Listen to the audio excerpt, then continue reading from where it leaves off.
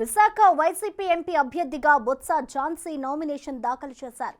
విశాఖలో నిన్న జరిగిన సిద్ధం బస్సు యాత్రకు లక్షలాది మంది ప్రజలు స్వచ్ఛందంగా తరలివచ్చారని అన్నారు.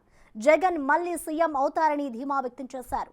అభివృద్ధి జరగాలంటే జగనన్నకు ప్రజలు ఓట్లు వేయాలని పిలుపునిచ్చారు. ఎన్డీఏ కూటమికి విశాఖలో ఎలాంటి బలం లేదన్నారు. అన్ని వర్గాల ప్రజలు జగన్మోహన్ రెడ్డిని ఆదరిస్తున్నారన్నారు. విశాఖను పరిపాలనా రాజధానిగా మార్చబోతున్నామని బొత్స ఝాన్సీ అన్నారు.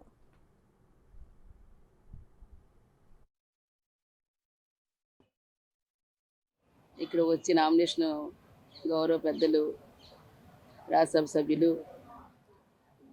మా రీజనల్ కోఆర్డినేటర్ గారు వారి వైవి సుబ్బారెడ్డి గారి ఆధ్వర్యంలో, అలాగే మా శాసనసభ్యులుగా పోటీ చేస్తున్న వారు ప్రస్తుత శాసనసభ్యులు అయిన అవంతి శ్రీనివాస్ గారు కానీ, అట్లాగే గౌరవులు బొత్స సత్యనారాయణ గారు కానీ, అలాగే ఇక్కడ వాసుపల్లి గణేష్ గారు కానీ, అలాగే నాగిరెడ్డి గారి పెద్దలు నాగిరెడ్డి గారు కానీ ఇక్కడ కానీ ఇచ్చేశారు.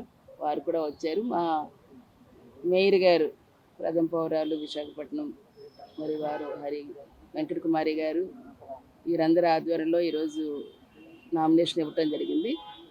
ఏదైతే ఈవేళ ప్రజలకు ఒకటే జగనన్న చెప్పినది, ఏదైతే ఒక మంచి జరిగిందని మీ కుటుంబాలు అనుకుంటే నాకు ఓటు ఇవ్వండి అని.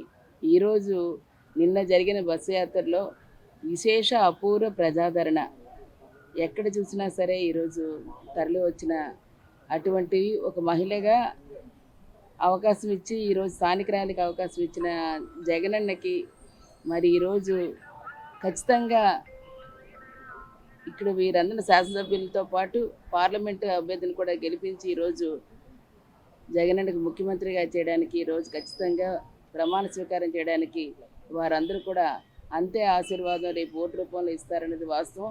ఎందుకంటే మనది పరిపాలనా రాజధానిగా విశాఖపట్నం చూడాలి.